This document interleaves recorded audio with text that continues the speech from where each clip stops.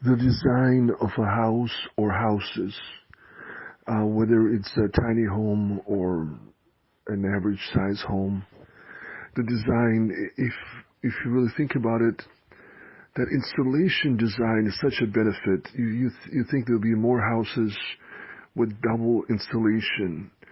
Either the walls could be made of brick, then fiberglass, then wood, and then maybe that wood could be covered with obviously either joint compound or um, or anything else, or even with tile. If you think about it, I mean, it could be fancy tile, right? This is one of the design ideas there.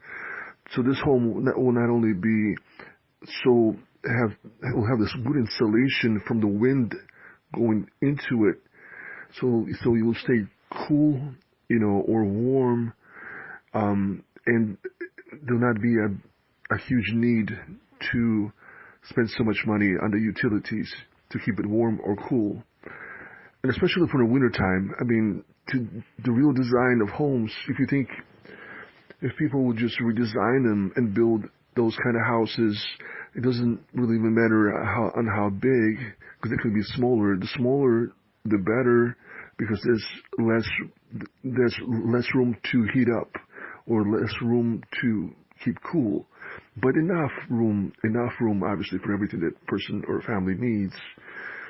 So it's almost such a good way to design a house would be to build it with insulation and maybe a double wall, so then when the wind goes at it, none of the cold goes through, because you have this fiberglass that keeps it, or something similar to fiberglass that's in between the brick and the wood.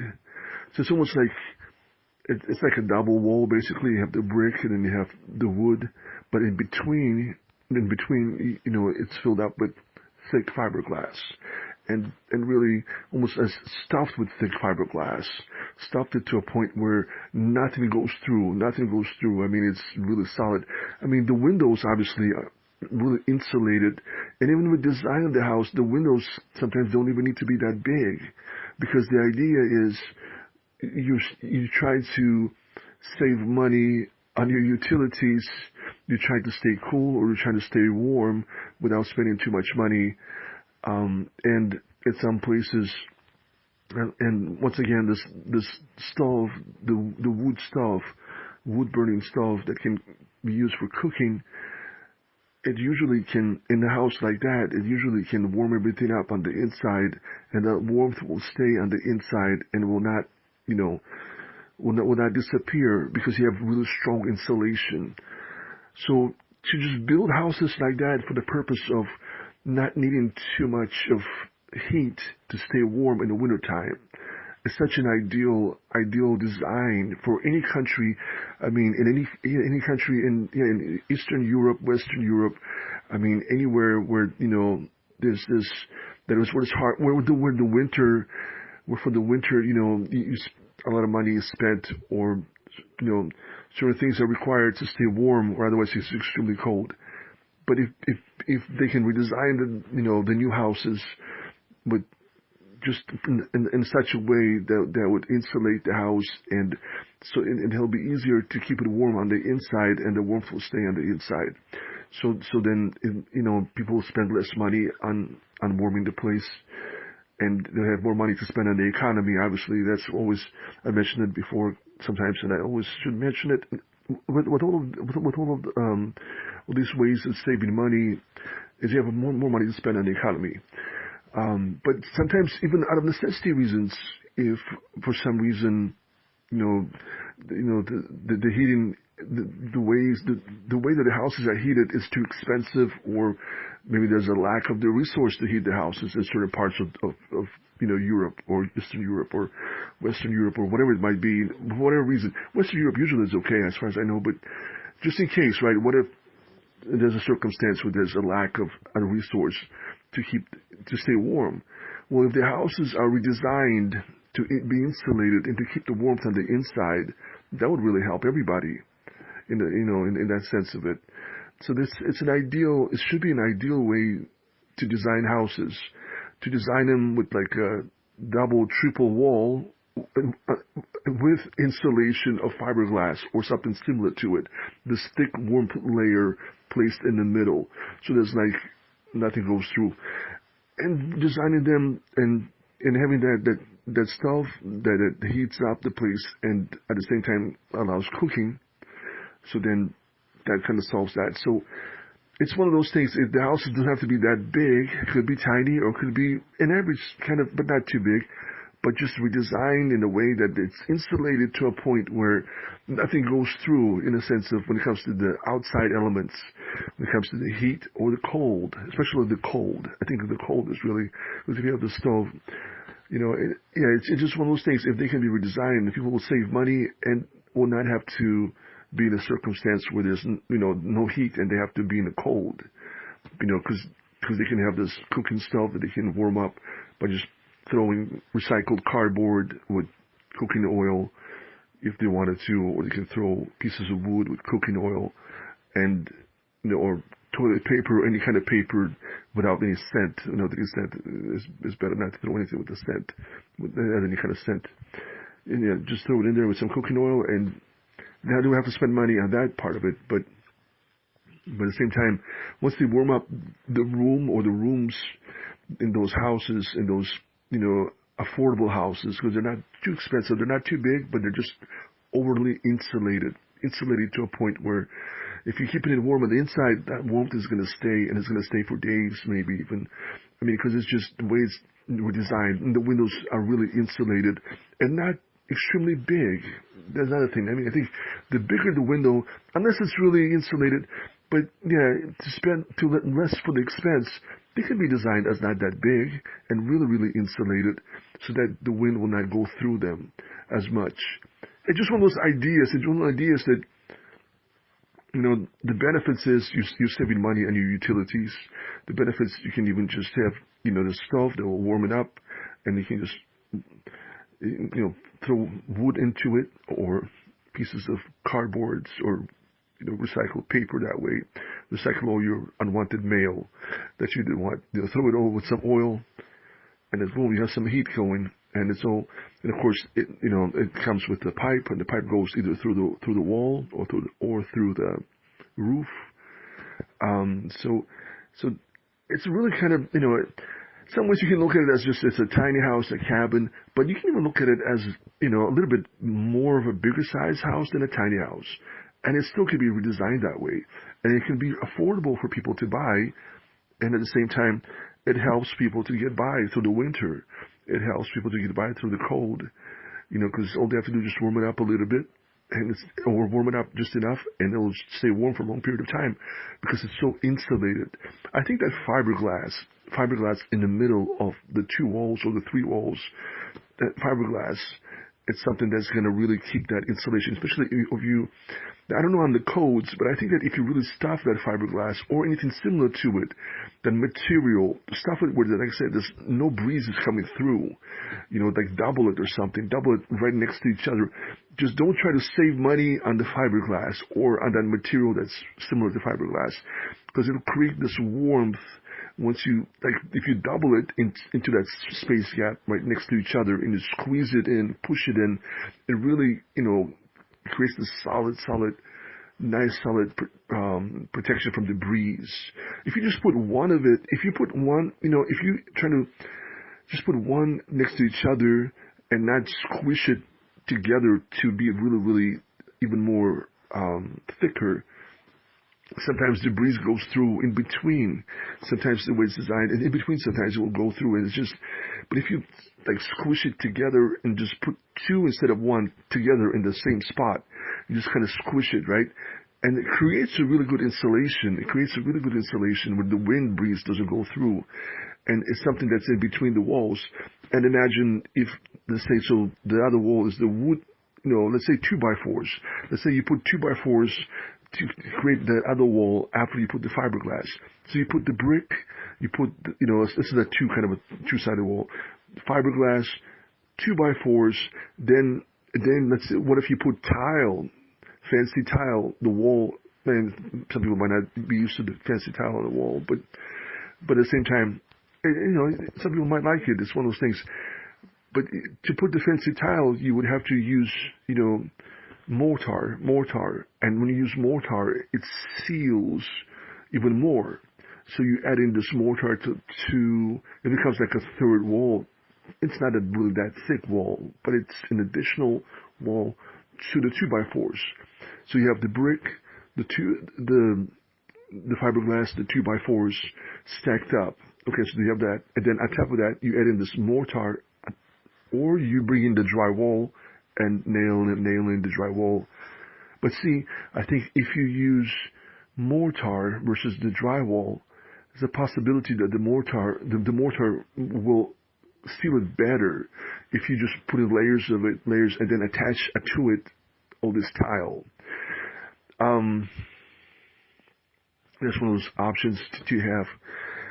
And another, based on the codes, there's another option. I'm kind of giving this option away, and I should probably, just in case, just to help anyone out there on the budget, right, to realize it. If you think about it, after you add the mortar to the 2x4s, what if you add it without the tile? And of course, it still needs to be sealed by something. So if you use paint over it, then it will seal the mortar, and the mortar is not going to release any dust. See, if the codes allow it, there could be an option of actually painting instead of adding the drywall to the mortar. You can actually paint it, and if you paint it, after it sets, it seals everything. And the painting, and the paint that you used on it, which kind of looks like a painting, kind of an abstract painting of the wall. If you think about it, you just spray with any kind of color paint over this layers of mortar. But overall, when you attach this paint, once the paint sets on it, it will keep the mortar from distributing dust into the air. There'll be no more dust in the air, and that's really the concern of open mortar. If you leave it open, sometimes the dust could come off from it, and it's not healthy for the person. But if you paint over it, which is this, giveaway right there, you paint over it with paint, the paint will seal it, and then there's no dust coming off of it. So it's a huge benefit, somebody in the budget. But if somebody wanted to just add really nice tile and just create a wall out of tile, see, it's preference. I don't know if everybody likes tile as for the wall. Maybe they're just used to the drywall, right? But if you put fancy tile, attach it with the mortar, then you will have a kind of a fancy wall out of tile if you wanted to. And overall, based on the size of the house not being too big, it's not a huge expense. The tile nowadays, there's so many beautiful tile out there that's not that expensive. I mean, you can, it's worth to spend a little bit extra to have a really nice looking tile, to, do the wall with it. And it's an additional layer there, so you're really sealing your house, and you make it look real nice. Only on preference if you like tile. If you do not like tile, then you can just paint the mortar, or you can add drywall on top of that mortar if you wanted to. You can you put a thin layer of mortar on all of that wood that wall that's the 2x4s that you stacked up, that you nailed, that became an additional wall.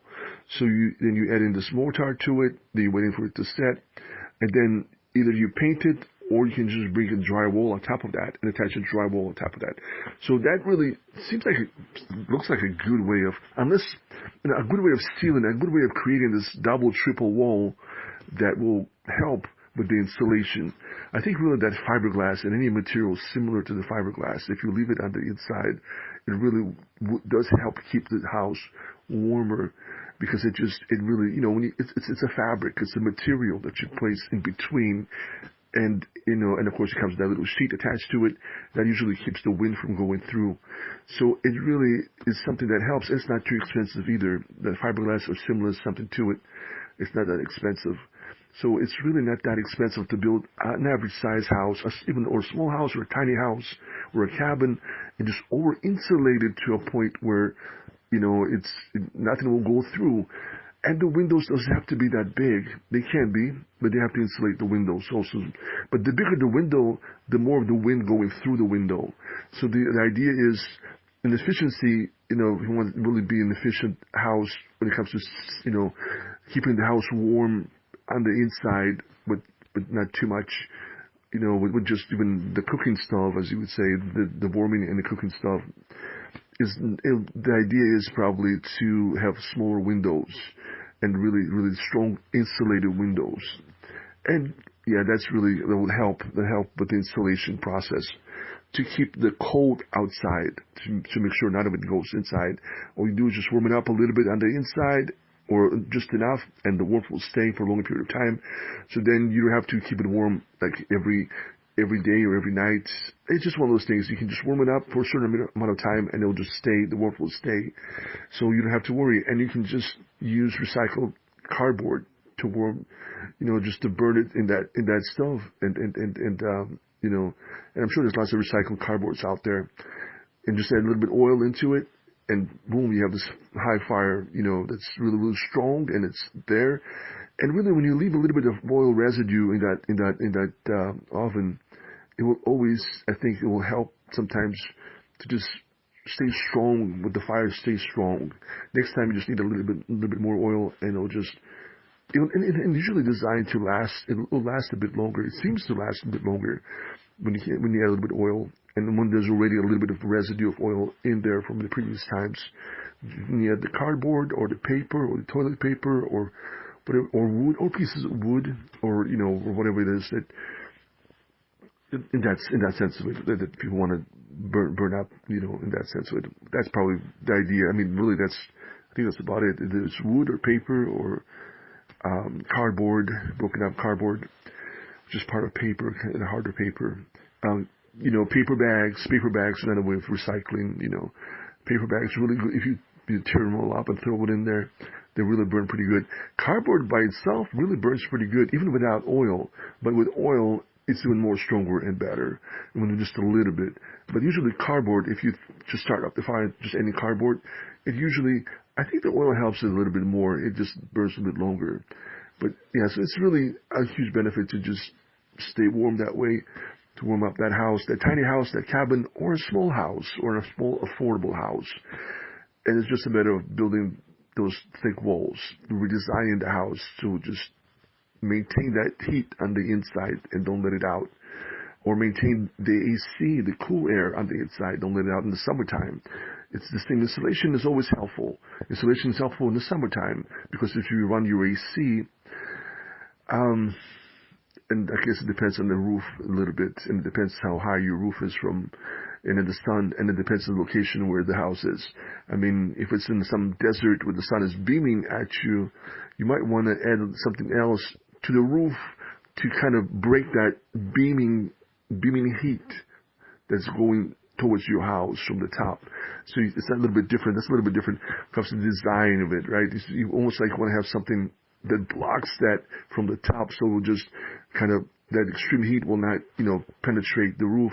But in any case, if it's insulated, even in the roof is insulated, I mean, considering the insulation, the roof being insulated, it still has to go through that insulation process of the roof also. So yeah, the roof should be redesigned. And when it comes to the deserts in this extreme heat, and just being in that scorching sun heat, yeah, the roof should be redesigned to a point where it blocks those rays before they reach into the house itself. That they go into this has to be redesigned to a point where this certain, just it blocks it. It blocks it, even if it's just leaving space in between, lots of space. It will just, so by the time it reaches into the house, it's already not the same. The idea, that I'm just covering that just in case, and it comes to design in the desert. And the desert is a little bit different. The desert, you want to make sure something breaks that heat ray that's scorching down onto your house. You want to design something on top of your roof that just breaks it before it comes into the house. And then you're okay if your house is insulated and your AC is on, because that ray gets broken down before it reaches into the side of the house. It's easier to maintain the cool air on the inside of the house in the same insulated house. So the AC will run just enough, not too much, and it'll just have that nice cool air inside the house, and it will stay inside the house. And what really disturbs the cool air inside of a house and in the deserts it's that extreme rays of the sun scorching down onto the actual roof and at the sides of the house and penetrating through and creating this heat wave into the house. So because it's insulated, the rays are not going to penetrate that much. The insulation will block it. But when it comes to the roof could be redesigned with extra layers. So by the time the rays go through those layers, that extreme heat won't reach inside of the house. And so the AC will just run just enough, and it'll just turn off, and the cool air will stay inside the house. So it's one of those things. The design of a house, and really that kind of a design, it's not that expensive. It's a reasonable priced house or a cabin or a tiny house. And the other thing about when it comes to tiny houses, when it comes to 3-story tiny houses, what I need to mention is that it's not that expensive for a 3-story tiny house because you don't have to build an additional roof. So those 2 stories that you add into a tiny house, which it's already a tiny house, it's not that big, but you don't have to build roofs for them. So you're saving on that expense. You still need one roof, the same as you needed for a 1-story tiny house. So the roof expense is what, it remains the same. You not have to build another 3 roofs because it's a 3-story tiny house. That's a huge benefit of that, if you think about it.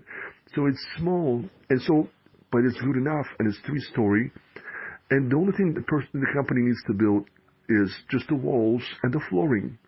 So you just need the flooring, and think about it, the flooring is just pieces of wood from the floor, right? Usually. I mean, the walls, pieces of wood or brick, or obviously a combination of brick and wood. But it's not that expensive to just build an additional 4 walls, and the flooring. An additional 4 walls and the flooring. When you're already spending on the whole project, the money that's spent on the whole project itself on just the 1-story, you're keeping the same roof. You're not changing the size of the roof. It's the same expense. It's only 8 more walls going up. Right? You have 4 walls and out of 4 walls, and 2 floors out of wood, and that's it. So it shouldn't be as expensive. It's not a logically, but for a tiny house, and it's like 3 rooms stacked on top of each other with a good view. But even for the good view, sometimes if you want it to be insulated, the windows, it's preference, obviously. It depends on the location. In some locations, you can have really big windows and insulate them. In some locations, they could be not as big, but really insulated. So everything's insulated to a point where the cold wind is not going to, get into the house super quick and everything becomes super cold. But if you have something just to keep it warm, the warmth will stay in it, and because of the insulation. It's one of those things.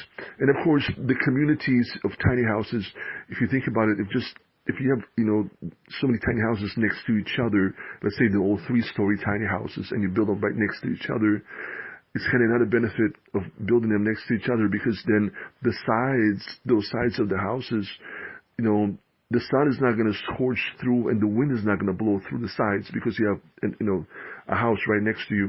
But it depends really on. That's a little different topic. It's really when the houses are really close, right? There's enough for a pathway.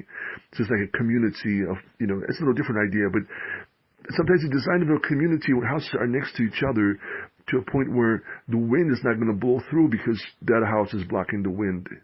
So that helps also when the wind is not even blowing at your house because the other house is blocking and the other house is blocking. So you only have one side. You only technically have, if your house is in between other houses, then you only have the 2 sides that are open, the back and the front. But both sides from left to right, there's not a house right next to it and not a house right next. There's a line. There's space, but not too much space. So for a community in that way, it's a real nice way to redesign a community when the houses are not too far from each other. If there's a need for that community similar to that kind of a style. It could just be separate houses with, far away from everybody else, and that's fine too, as long as they're insulated. But I'm just saying as an example of this, some people prefer to be in some kind of like a townhouse community, right? It's like a 3-story tiny house community with houses that are built not too far from each other. The benefit, the huge benefit is when they're built not too far from each other, they're a windbreaker. And then the sun, and it breaks and blocks the sun, and it blocks the rays of the sun as it's setting down from the sides. and it blocks the wind. The wind is not going to, unless you're the first house, on either side. If you're the first house, then one side of your house is open to the wind and open to the sun when the sun sets down. But other than that, any other house, the both sides are blocked by the other house and the other house. And so, the wind is blocked from just blowing from that side. So that helps. So when your house is insulated and then the other house is blocking the wind even more from each side, other than the front and the back, also helps with the design of it. So some communities, designed that way, also a nice plus. A nice plus when it comes to the weather itself. The wind blows, it's not going to blow on your side because there's a house right next to you. And then another house next to that house, and another house next to that house. And so the only house that's going to feel it is the first house in that block. And then, of course, on the other side, the first house. From one side, not all four. So, yeah, from technically every other house has two sides blocked from the wind and from the sun rays. But the house that starts on a block, of course, one side is open. But technically, three sides are open: the front, the back are open, and then one side is open to the wind and to the rays of the sun as the sun is setting down. So it depends where you live. It depends where the person is living. If it's in the desert, that's scorching heat. If there's another house and blocks that side, and it really helps. On top of the fact that it's an insulated house. The insulated house is really what helps. But, if they design those communities where every house is closed, just like those townhouse communities in some places, it's a nice way of designing it for some people that like to live that way. Some people just want to be independent and have a separate house far away from neighbors, right? It just depends on everything. Some people like to be close to neighbors. Sometimes people like to be far away from neighbors. So it really varies. But the design of it, as long as it's insulated and it's built and it's affordable, but that insulation it's not that expensive. It's not that expensive. It can be made affordable. They can redesign those houses that way, especially in the countries where they really depend on something that sometimes there's a lack of that resource to stay warm. If they can build those kind of houses for people and make them affordable for people, I mean, that would really help those people to stay warm during the winter time, right? In the sense of it, and really anywhere, or if you're just low on money because of the monthly expenses, whatever the circumstance. I'm just covering for everybody in the sense of some people just don't have as much money and they don't want to spend that money on utilities, so they want to save. So if they want to save, that kind of a house, as a tiny house, a cabin, or a small house, it's a perfect house to sell to people at a reasonable price, at a reasonable, affordable price, so they would be okay in life and have something, and save that money and spend it on the economy. So it really covers both ends for everyone in this situation. It's beneficial for everybody in every country to save money and spend on the economy, buy something else other than just utilities. I mean, utilities are part of the economy, but sometimes to have a better life, you want to spend money on other things in the economy and not just utilities. You kind of want to spend less on utilities and more on other things that you enjoy in life, whatever it might be, to have a better life. And that helps the economy in the country.